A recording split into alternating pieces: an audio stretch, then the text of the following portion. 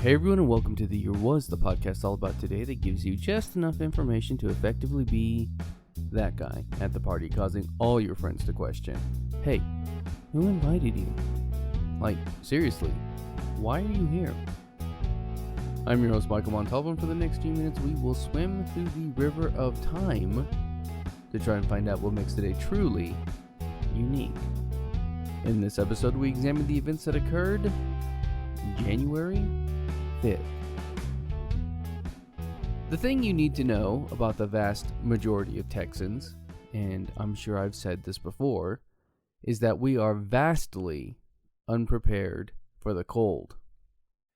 To understand that, one only need to look at the freeze the state had in February of 2021 that saw the power grid fail, causing many to freeze to death, businesses to shut down, and politicians to run to the warmer Mexican climate. Temperatures dipped into the negatives, and for the state, it was a shock. But that's hardly the coldest it has ever gotten on the planet. Back in July, we talked about the coldest temperature ever recorded at the Vostok Research Station, with a record-setting negative 89.2 degrees Celsius. But we've already talked about that. Back in the day, there were all kinds of celebrations revolving around frosts. In the winter of 1683 to 84, a frost fair was held, with writer John Evelyn saying, "Coaches piled from Westminster to the Temple, as in the streets, sleds sliding with skeets, a bull baiting, horse and coach rides, puppet plays and interludes, cooks tippling and other lewd places, so that it seemed a carnival on the water." And before that was a period of time known as the Little Ice Age, which followed a group of animals, child versions of a mammoth, a sloth, and a saber-toothed tiger, and more, as they tried to reunite with their parents in the Great Valley. Wait a minute. My pages were stuck together. The Little Ice Age was a football game held by penguins?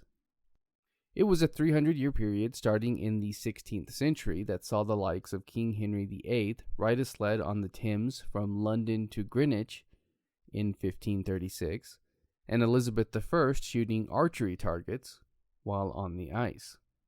And while these are very much impressive on their own, with the exception of a 300-year-old cold spurt, they are not out of the ordinary, ? This brings us at long last to the topic of today's episode. The year was 1709, and on this day, January 5th, Europe's coldest winter in 500 years, dubbed the Great Frost, began. And this was during winter already, but essentially what happened was that it got very, very cold, very, very fast. And while this may have been met with some joy, as would any other cold snap, things soon began to take a turn. On the first night of this cold snap, a temperature of negative 12 degrees Fahrenheit was recorded by William Durham, although a temperature of negative 5 degrees Fahrenheit is thought to have been the average. What that meant was that without warning, thousands of people died from hypothermia. Hundreds of animals froze to death, causing food shortages. It was even reported that the cold was so severe birds were freezing mid-air. According to TheGuardian.com, corpses were impossible to move because they had frozen to their beds, and all across Europe, rivers iced over, including the canals in Venice, which, while good for ice fairs, brought commerce to a halt. And speaking of bringing European commerce to a halt, looking at the Guardian article, they state that the English economy went down 23% during this time, taking 10 years before it was able to even think about recovering. Going back to Durham, he would write, "I believe the frost was greater, if not more universal also, than any other within the memory of man." It wouldn't be called the Great Frost if it ended quickly.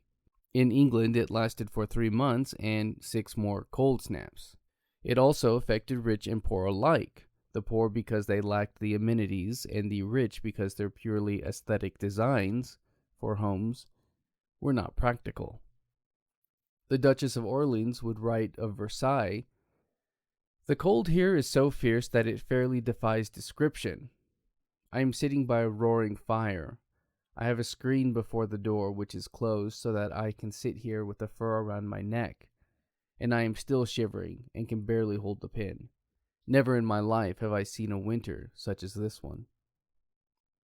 I think it's hard to really drive this fact home, but it was so cold that the ground froze.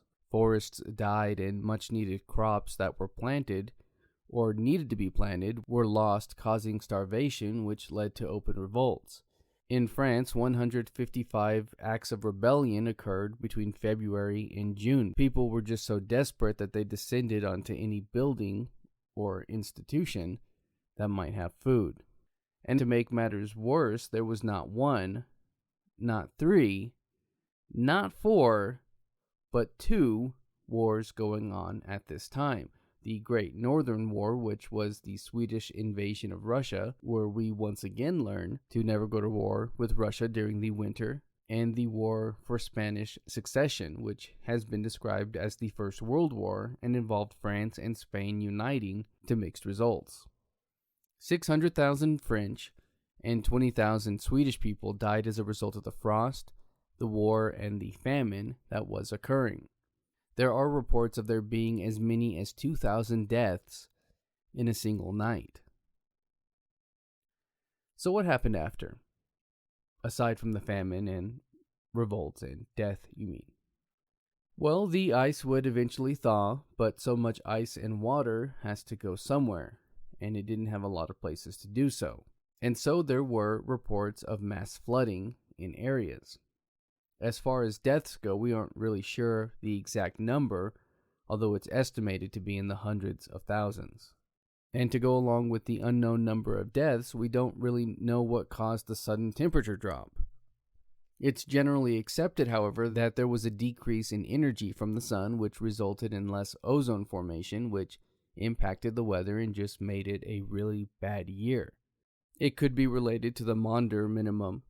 I'm not sure if the pronunciation on that's right, which is when the sun enters into a sort of quiet phase, growing dimmer and less surface activity. And this type of thing supposedly happens every 11 years, so it will, in theory, happen again. Another theory is volcanoes. Volcanic eruptions that occurred years prior threw so much dirt and debris into the air that it began a cooling of the earth until it ultimately resulted in the Great Frost. That's going to do it for us today. If you like this podcast and want to hear more, give us a rate and a review. That helps me out and helps steer this in a direction that is hopefully good for all.